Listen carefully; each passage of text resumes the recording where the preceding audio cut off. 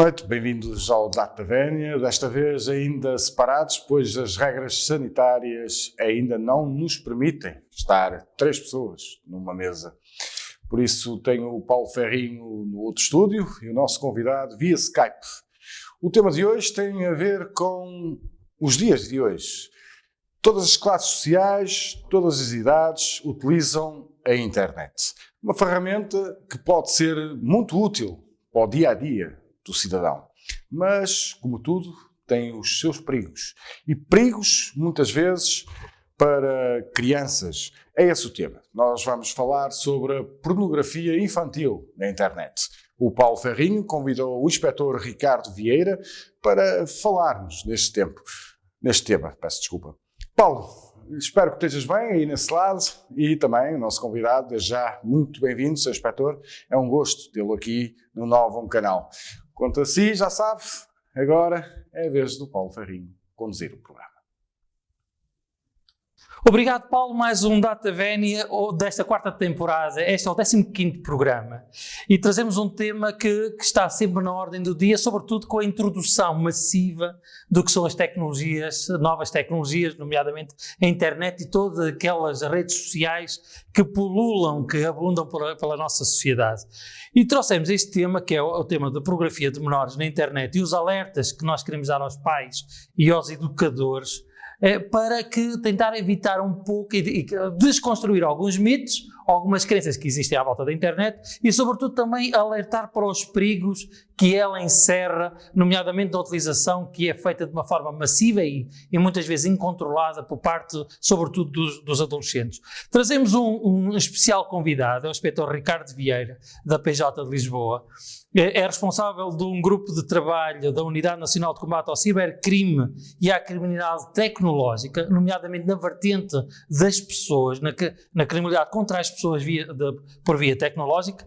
É formador nacional e internacional nesta área temática, sobretudo na Polícia Judiciária e também na Europol, que é a Associação de Polícias Europeias da União Europeia, e também já tem uma vasta experiência no combate a este tipo de criminalidade por internet, por via das novas tecnologias, nomeadamente sendo responsável por algumas das grandes investigações no território nacional e também participando com outras suas congêneres europeias, porque isto, nesta temática da pornografia de menores por internet, funciona-se muito por networking. Agradecer desde já ao inspetor Ricardo Vieira. Nós vamos nos tutear, porque somos amigos há vários anos, portanto vamos perder um pouco o formalismo do academismo, dos graus académicos, e eu pergunto para já, Ricardo, e agradecer a tua presença, que digas em um espaço assim muito curtinho quais são a tua experiência ao nível desta área da investigação da pornografia. Muito obrigado por a tua presença aqui no Data Vénia, não é? Olha, eu é que te quero agradecer. Quero-te agradecer a oportunidade de participar neste programa, de partilhar um pouco a minha experiência e, acima de tudo, demonstrar a visão que a Polícia Judiciária tem tido nos últimos anos para esta questão da pornografia de menores, que é uma área cada vez mais em crescimento, infelizmente. É uma área de crime que tem vindo a crescer nos últimos anos. Eu trabalho nesta área há mais de 10 anos.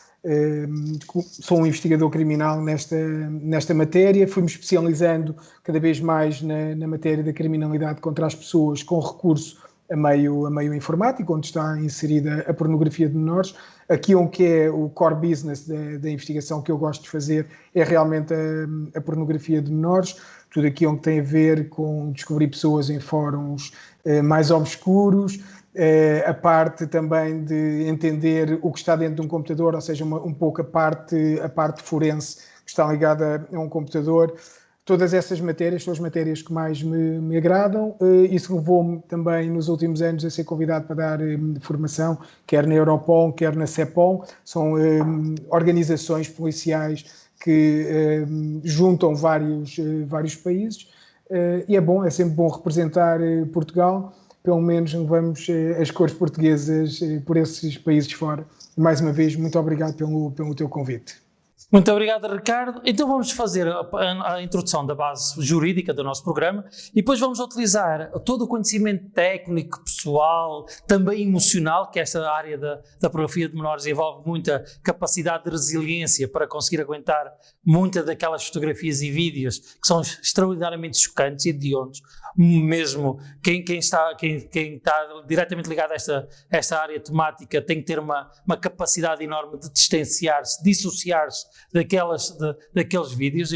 Já vamos explorar isso mais com o Ricardo. Dizer que a base jurídica é o Código de Processo Penal, que é o Decreto-Lei 48/95, tem a última atualização, que é a Lei 58/2020, e um artigo especialmente, que é o artigo 176 do Código Penal, que é o de pornografia de menores, e que também tem outros atinentes, nomeadamente o aliciamento de menores por internet, também é outro crime, também ligado a esta temática da pornografia de menores, para dizer que também é importante, porque às vezes as pessoas esquecem pensam que só o Código Penal é que nos dá a base para a discussão da pornografia de menores, mas sem recorrermos à Convenção do Conselho da Europa para a proteção das crianças contra a exploração sexual e os abusos sexuais, vulgarmente conhecida como a Convenção Lanzarote, sem utilizarmos o protocolo facultativos à Convenção sobre os Direitos da Criança, relativamente à vinda das crianças, prostituição infantil, pornografia infantil das Nações Unidas, Nova Iorque, e também sem consultar a Diretiva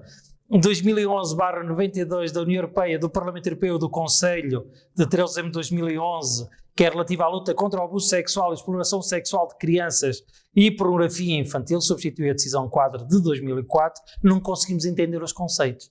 E isso é que às vezes as pessoas não conseguem perceber, porque muitos dos conceitos jurídicos têm o artigo 76, e passo a dizer que é porque esta pornografia de menores é um crime de perigo e abstrato, de mera atividade, isto é, basta só a consulta, de ter a posse, como já vou explicar.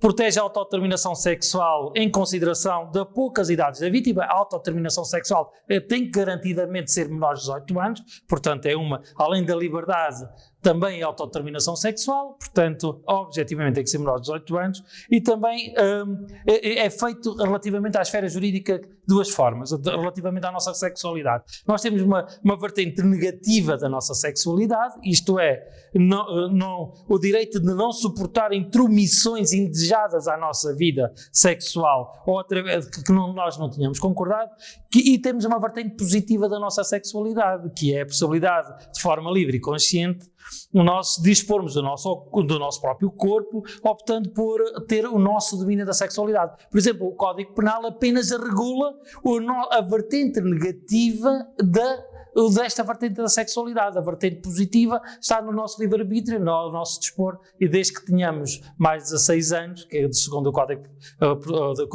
Processual Português e o Código Penal, somos autodeterminados, embora até aos 18 anos, e depois essa autodeterminação não se configura em determinado tipo de regimes, mas não vamos entrar em alguma especificidade. Este é um direito que tem, entrando mesmo no corpo do artigo, quem utilizar o menor em espetáculo pornográfico, fotografia, filmes, gravação, produzir, exportar, importar, divulgar, exibir, ceder, tudo o que seja relativamente a menores e tenha material pornográfico, na aceição dizer que é de condutas explícitas, sexualmente explícitas, com atos sexuais explícitos, ou então condutas sexualizadas, ou por meio sexualizado, entra neste conceito, afastando-se o que é a questão do erotismo e da estética, que é uma coisa que já vamos falar com o Ricardo, porque às vezes confunde-se o que é pornografia e o que é erotismo. Avançando muito mais, tinha aqui mais umas coisas, mas para ouvirmos o nosso convidado, só dizer que o Acordo da Relação de Coimbra de 24 de agosto de 2018 vem dizer o que é a representação do corpo humano, ainda que fotográfica só por si, pode ser erótica ou estética, só será pornográfica se acompanhada da prática de ato sexual ou de qualquer enredo dessa natureza, ou se traduzir numa exposição lasciva dos órgãos sexuais. A primeira pergunta que eu faço ao Ricardo para introduzir esta questão, agora vamos descomplicar, é que o que é esta questão da pornografia? Como é que as pessoas podem dividir o que é pornografia de menores e esta questão do erotismo e da parte estética do corpo? Uma fotografia das mamas ou dos genitais, per si, pode ser pornografia ou não, Ricardo? E muito obrigado mais uma vez. Bom, uma fotografia que o foco seja realmente, quer seja ao peito, quer seja aos genitais, nós tendencialmente estamos a considerar, dependendo também do contexto, mas estamos muitas das vezes a considerar pornografia de menores. Porquê? Porque aquela fotografia, o foco específico daquela fotografia é realmente a exibição de uma parte do corpo, seja os genitais ou o peito de um menor. Não é uma fotografia, se for uma fotografia ocasional, não é uma fotografia mal tirada, obviamente que nesse caso encontramos algumas fotografias, mas consideramos que essas fotografias não têm um propósito sexual. Muitas das vezes aquilo que acontece e que este tipo de crime tenta proteger, tem que existir aqui uma componente de sexualidade implícita naquele conteúdo. Quando olhamos para uma fotografia e consideramos que aquela fotografia não é natural. Muitas das vezes é isso que nós olhamos... É isso que a lei diz com fins sexuais, então. Precisamente. O propósito sexual é aquilo que muitas das vezes... É aquilo que nos guia para definir, quando olhamos para uma fotografia e dizemos, bom, esta fotografia é uma fotografia apenas de uma miúda, uma menina que os pais tiraram e a fotografia foi tirada na praia. É uma fotografia em que a criança pode estar despida. Quantas pessoas não têm fotografias dos filhos despidos e que tiraram com os telemóveis e têm essas fotografias na sua posse? Isso não é pornografia de menores. A questão é quando essa fotografia é tirada e realmente há um foco nas questões sexuais, naquilo que nós comumente consideramos sexual. Quando olhamos para um peito, quando olhamos para os genitais, é uma questão sexual. E isto leva-nos a fazer a distinção entre o que é pornografia de menores e o que não é pornografia de menores. Ricardo, nós estamos num período de confinamento, as pessoas recolheram em casa, a maior parte das jovens também estão em casa, que não há escolas, e dispararam o consumo via internet. E apareceram dois fenómenos que eu quero que ajudes, sobretudo a fazer este alerta, que são importantes, que a linguagem juvenil chama-se nudes, não é? Que é a troca de fotografias do próprio corpo, desnudadas ou com práticas sexuais. Em termos técnicos chama sexting, não é? Portanto, eu queria que tu desconstruísse um bocadinho o que é o sexting, em termos da adolescência, e o que é o sextortion, em termos da adolescência, e o que é o grooming, em termos da adolescência, porque são três conceitos que se vê muitas vezes nos jornais e que as pessoas depois não conseguem traduzir para a prática. Consegues ajudar os nossos telespectadores desta forma? Consigo. Essa é a questão. Eu muitas das vezes perguntam-me, então, mas a pornografia de menores é um crime em crescimento? E isto só para contextualizar. Efetivamente é um crime em crescimento, conforme também tem sido a disponibilidade de termos internet em qualquer sítio. Há 10 anos tínhamos computadores que pareciam uns tijolos em casa, que estavam ligados por um fio a um router, a um modem, e que tinham internet. Hoje em dia nós temos internet num telemóvel. Portanto, também temos a disponibilidade de partilhar muito mais facilmente os conteúdos. Isto para me levar aonde? Os jovens, sobretudo hoje, a partir de idades muito, muito novos, ou seja, miúdos a partir dos 10 anos, começam a ter o conceito de partilhar nudez entre eles. É uma coisa que para eles hoje é comum. Nós olhamos para 20 anos atrás e isto não era comum. Isto era quase proibido, então se andarmos 30 anos para trás, era com certeza muito complicado de alguém gerir o facto de alguém tirar fotografias e enviar para outrem. Hoje em dia, os miúdos têm então as nudes, tiram fotografias, normalmente no âmbito de relacionamentos amorosos. Os primeiros relacionamentos amorosos que eles consideram sempre, isto é o amor da minha vida, é o primeiro amor que eles têm e eles consideram logo, eu vou casar com esta pessoa e vou ficar com esta pessoa para o resto da vida e confio plenamente nesta pessoa. Juram amor eterno.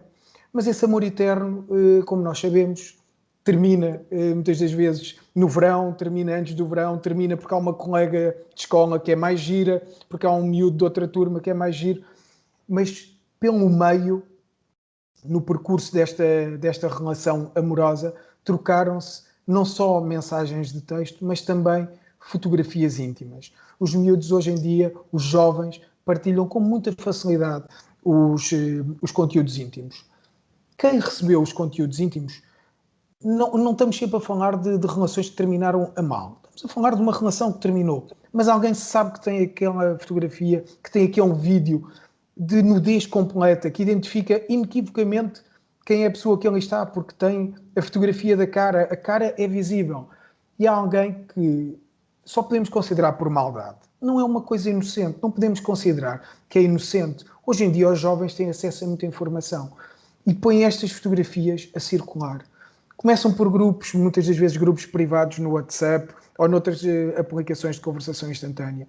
Passam para o Instagram também de forma privada e rapidamente se espalham por toda a internet. Ricardo, só lembrar que a partir dos 16 anos quem faz isso está a cometer um crime. Obviamente. Isso é importante determinar, que às vezes as pessoas pensam que a imputabilidade é aos 18 anos, mas não, é a partir dos 16 anos que são responsabilizados criminalmente por essas partilhas e essas trocas de nudes, não é? E se me permites, não é só a partir dos 16 anos. Criminalmente, sim, a partir dos 16 anos, mas nós cada vez mais, e a Polícia Judiciária tem tido um papel de muitas ações de prevenção em escolas, em agrupamentos de escolas, tentando fazer um pouco isto que estamos aqui a fazer, explicar aos mais jovens que estão na escola.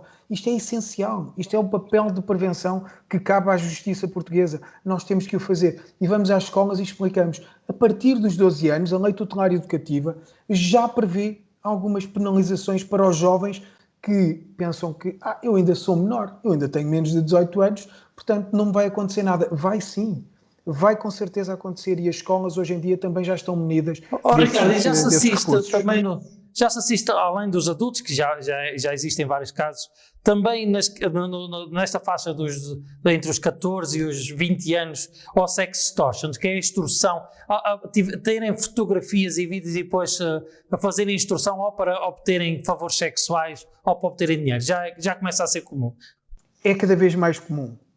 Já temos alguns casos, a Unidade Nacional de Cybercrime já tem aqui alguns casos em investigação, situações de pagamento de dinheiro, ou seja, uma extorsão com o propósito de se obter um pagamento, uma contrapartida monetária. Temos o comum a dizer, agora que eu tenho esta fotografia, que me mandaste uma ou outra fotografia ou um vídeo nu, vais ter que me mandar mais conteúdos, porque senão eu ponho tudo a circular na internet. Estas são as situações mais comuns entre jovens. Quando começamos a falar dos 18 anos para cima, que já têm alguma capacidade financeira, alguma autonomia económica, muitas das vezes já estamos a falar já com um propósito económico. Esse é o sex extortion.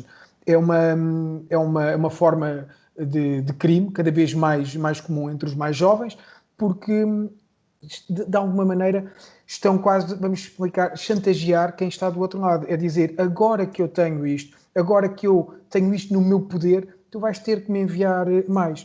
E as pessoas muitas das vezes cedem e não percebem que isto é um efeito bola de neve. É um efeito que só tende a crescer, porque quanto mais estão a partilhar fotografias à espera que o agressor, temos de lhe chamar que o criminoso, porque está a cometer um crime. Quem está a fazer isto é um criminoso. Quanto mais fotografias está na posse dessa pessoa, mais fotografias essa pessoa vai exigir e muitas das vezes não estamos só a falar de fotografias, estamos a falar de vídeos, estamos a falar de atos sexuais, de exposição, de situações de masturbação, podemos falar de introdução de objetos, ou seja, quem está a comandar, quem está a exigir o envio dessas fotografias leva muitas das vezes estas situações ao extremo. Nós temos situações de vítimas que realmente passaram mal fisicamente e psicologicamente.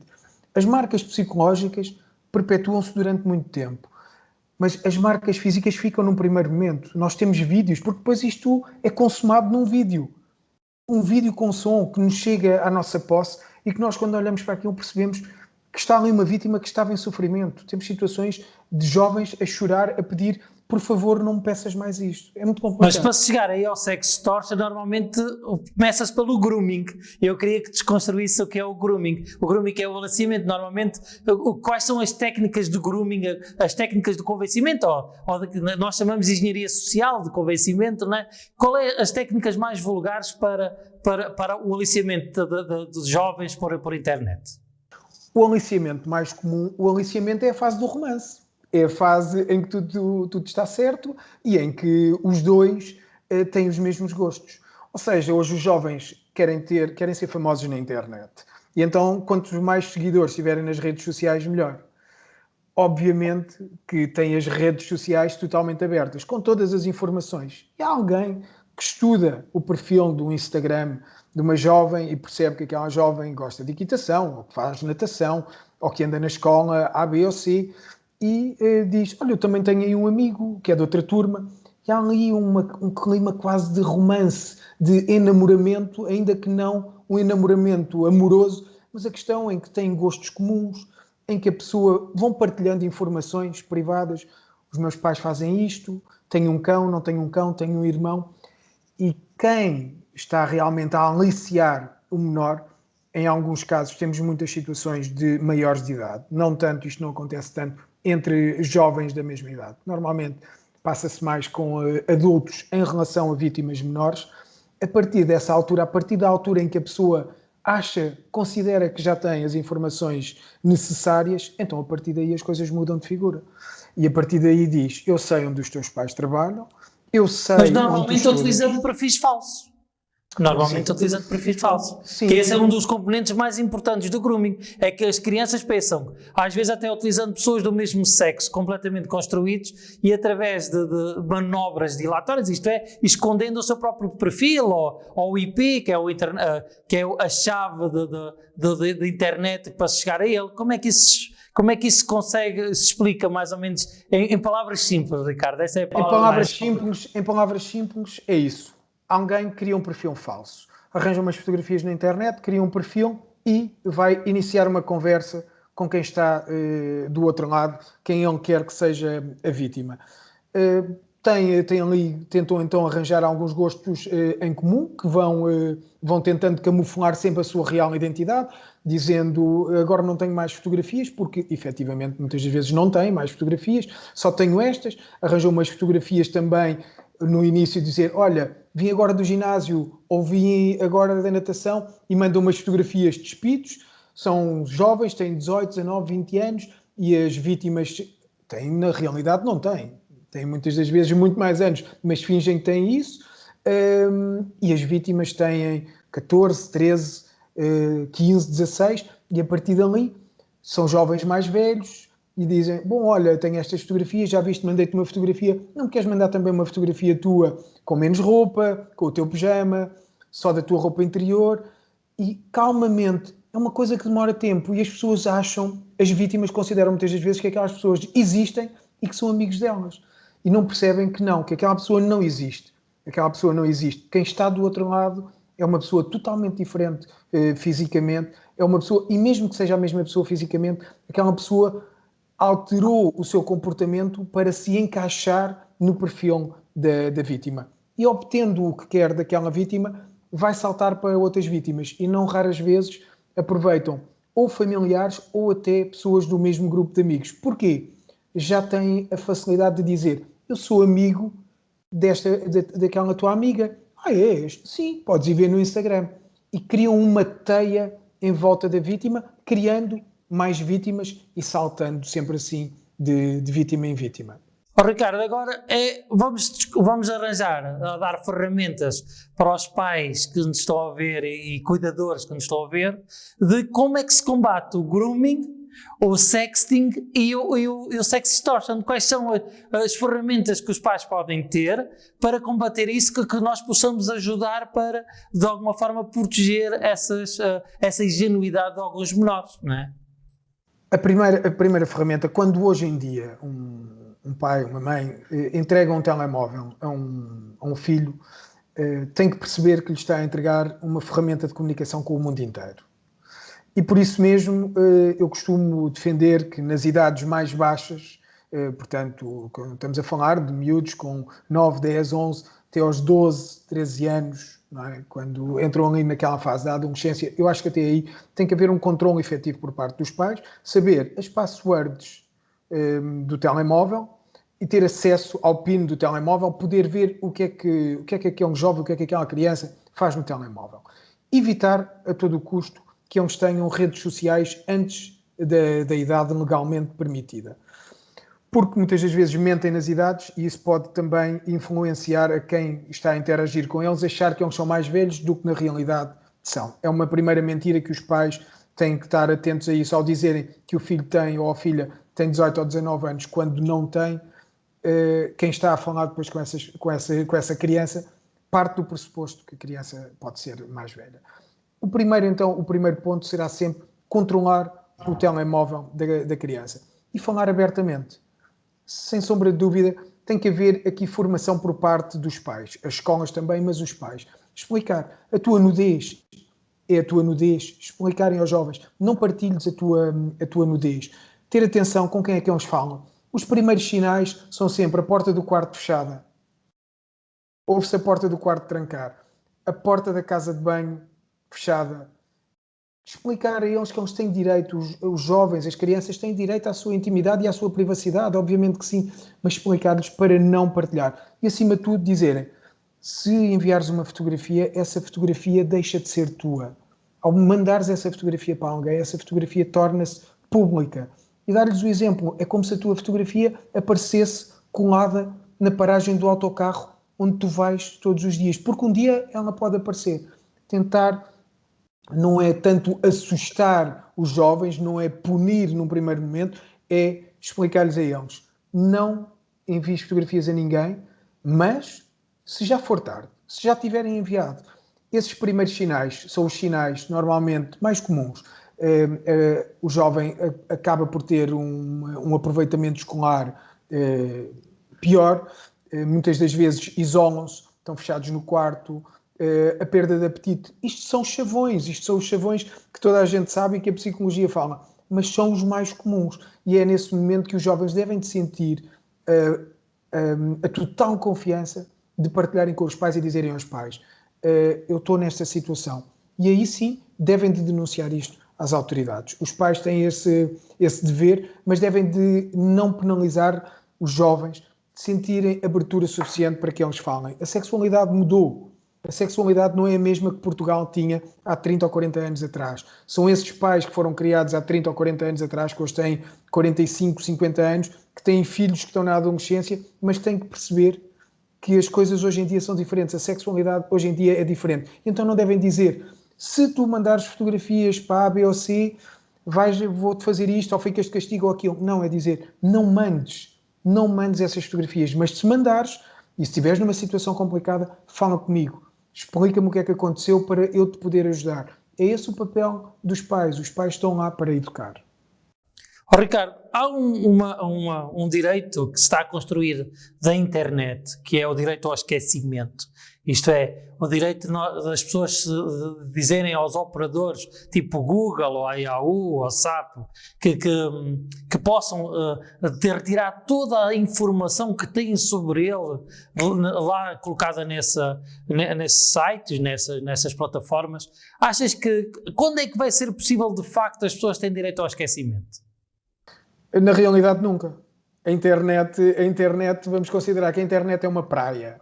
Não é? Ainda que seja uma praia pequenina. E o que nós estamos a pedir com o direito ao esquecimento, porque o que está escrito é uma coisa. Eu estou a falar, e daí o teu convite, de situações concretas. O direito ao esquecimento não existe. Vamos voltar à praia e então vamos entregar um balde das obras a cada pessoa e vamos tentar que uma pessoa tire a areia toda da praia. É impossível, é o que a pessoa me vai dizer. É exatamente o mesmo com a internet. A internet é uma imensidão que nós não conseguimos calcular. Ninguém tem a noção da imensidão. Todos os dias surgem milhares de novas páginas, dezenas de milhares de novos perfis nas redes sociais. Uma fotografia que apareça na internet, mesmo que se peça aos principais operadores, e vamos pôr aqui o Facebook, a Google, a Microsoft com todos os seus serviços, não conseguem, porque depois estamos a falar de servidores, de páginas que estão alojadas como se fossem quase paraísos fiscais. Estão alojadas em países que não colaboram com a restante justiça, quer seja norte-americana, quer seja europeia. Portanto, capacitem-se desta ideia. Cada vez mais que uma fotografia surgir na internet, essa fotografia permanece na internet, não só na internet. A internet, vamos então pôr o exemplo. Apagaram. A Google conseguiu apagar tudo por quase um milagre. Apagou tudo. Mas alguém tem aquela fotografia no computador. e passado 2 meses volta a fazer o upload da fotografia e volta a pôr a fotografia a circular. É uma tarefa inglória. Nós, as polícias a nível mundial, que pedem o bloqueio muitas das vezes de conteúdos de pornografia de menores, abusos sexuais a menores que estão ali disponíveis, é um quebra-cabeças, é muito, muito difícil. A regra deve ser: não enviem nudez para ninguém. Ricardo, vamos desconstruir outro conceito que as pessoas normalmente confundem, por pouca informação, e sobretudo nós, aqui na nossa região, que tem menos literacia relativamente a esta questão da informática. O que é a internet, o que é a deep web e o que é a dark web? É que todas as pessoas às vezes têm tendência de misturar estes 3 conceitos, para que as pessoas saibam definitivamente quais são os riscos, por exemplo, que há na deep web e dark web que não há na internet. Podes falar só um bocadinho sobre estas 3 áreas? Olha, curiosamente, eu considero que a internet mais perigosa é a internet normal, porque é a internet a que toda a gente tem acesso. E as pessoas pensam sempre: se eu usar um perfil falso, não me vão descobrir, porque eu vou pôr outro nome. Não esqueçam. A internet normal é a internet que todos nós utilizamos, que tem o Google, que tem todas as pesquisas que nós fazemos, as nossas redes sociais. Isso é a internet normal e é aquela que as pessoas acedem normalmente num telemóvel, num tablet, num computador. Quando nos tentamos focar na Deep Web, a Deep Web é a mesma internet, porque a internet convencional, a primeira que eu falei, é uma internet em que tudo está indexado. Existe um índice de todas as páginas que existem, tem um índice. Quando vamos para a Deep Web, muitas das vezes, não são páginas ilegais, não são páginas com conteúdos ilegais. Muitas das vezes, todas as páginas que necessitam de uma password e um username não estão indexadas na sua totalidade. Ou seja, não existe um índice que se possa consultar. Essas páginas são páginas, muitas das vezes, de universidades, de bibliotecas, de serviços públicos, que as pessoas necessitam de utilizar um username, ou seja, um nome do utilizador e uma palavra-passe para aceder a esses conteúdos que estão nessas páginas. São páginas perfeitamente normais, tal e qual como as da internet. Quando falamos da Darknet, aí sim estamos a falar de uma coisa diferente.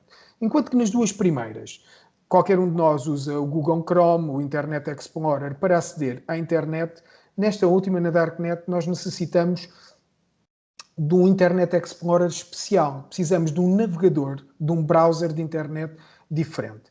É um browser de internet que utiliza um protocolo também ele diferente.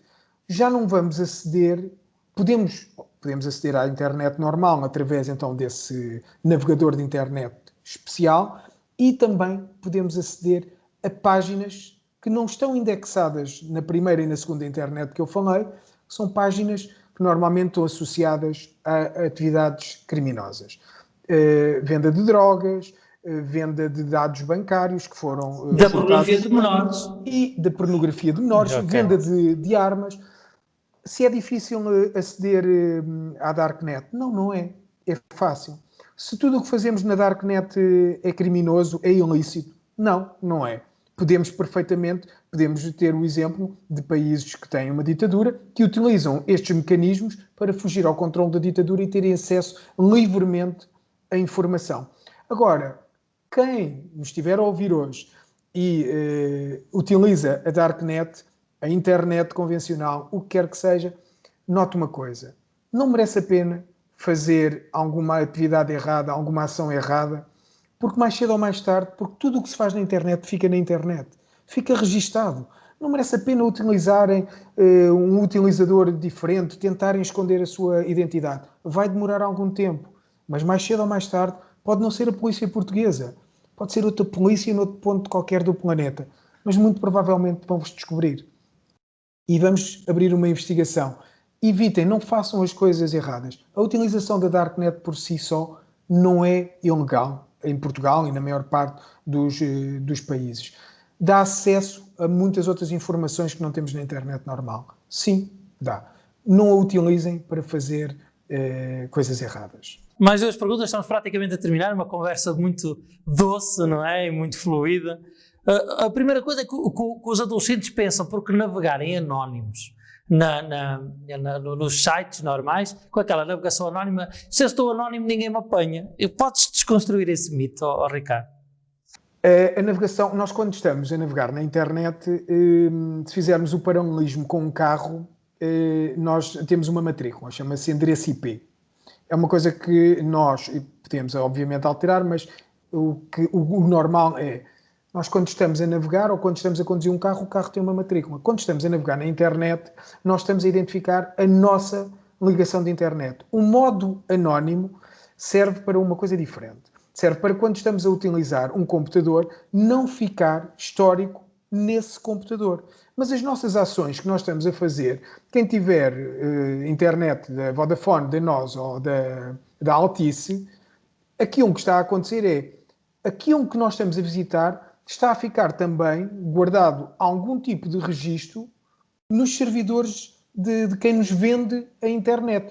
Não só, também nas páginas que estamos a visitar. Portanto, os dados saem do nosso controle. Nós não conseguimos controlar tudo o que sai do nosso computador. Portanto, a navegação anónima é apenas por uma questão de privacidade no próprio computador, no próprio navegador de internet que estamos a utilizar, e não mais do que isso.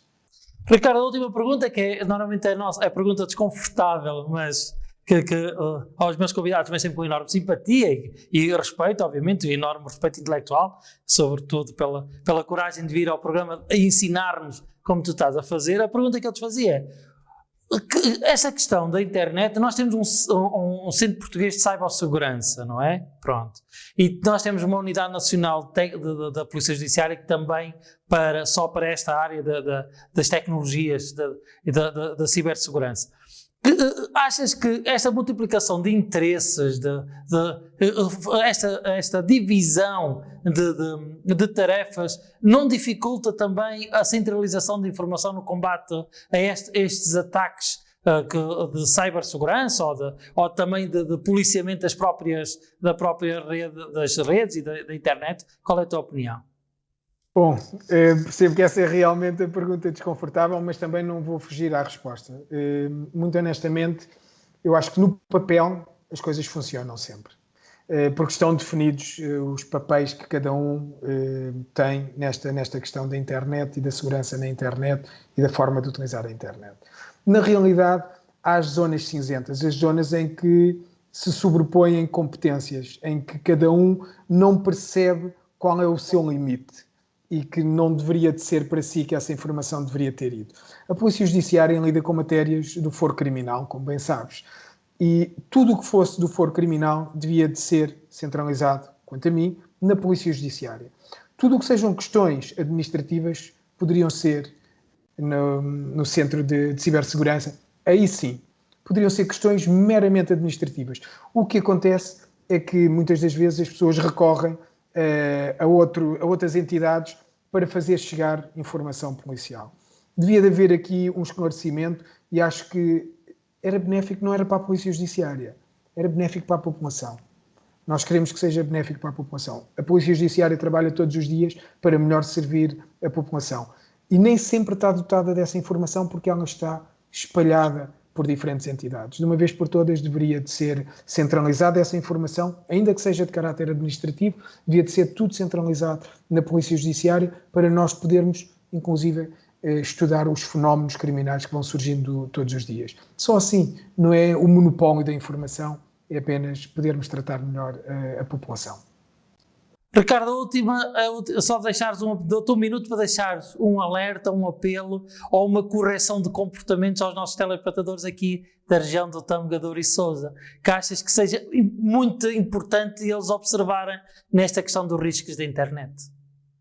A internet é uma coisa excelente, todos nós gostamos de utilizar a internet, não enviem nudez para ninguém.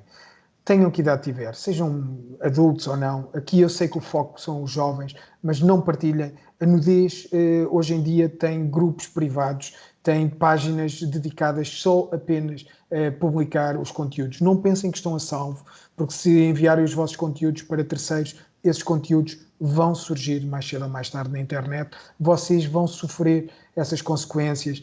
Muitas das vezes são jovens, estão nas escolas, vão sofrer as represálias, vão ser postos de parte. Façam uma utilização segura da internet. Para aqueles que pensam que podem partilhar esses conteúdos, que podem partilhar as fotografias e que estão a salvo, pensem sempre, se fosse com vocês, se fosse com a vossa irmã, se fosse com um familiar vosso, vocês não iam gostar que alguém tivesse essa ação para com o vosso familiar ou o vosso amigo. Ajam corretamente, não tenham comportamentos errados na internet, porque mais cedo ou mais tarde a polícia pode-vos bater à porta e vai ser muito mais complicado para vocês.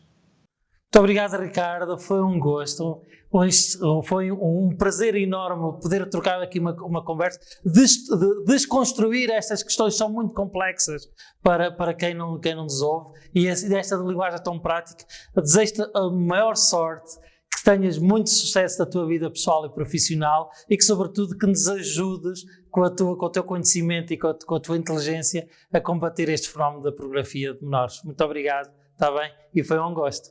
Muito obrigado pelo convite e muitas felicidades para o teu programa. Muito obrigado. Agora, Paulo, segue para ti. Muito obrigado, Paulo Ferrinho. Obrigado, Inspetor Ricardo Vieira, por esses preciosos conselhos e também por ter a coragem de vir aqui para falar sobre este tema tão delicado e que assusta tantos pais. E quanto a si, já sabe, pode ver e rever todos os nossos programas em novonoticias.pt ou então nas nossas plataformas sociais, YouTube, Twitter, Facebook. Estará sempre disponível à hora os nossos programas. Não me posso despedir sem relembrar. Distância social, a máscara e também ficar em casa. Quem não tem que trabalhar, como é o nosso caso, fique em casa. Boa noite.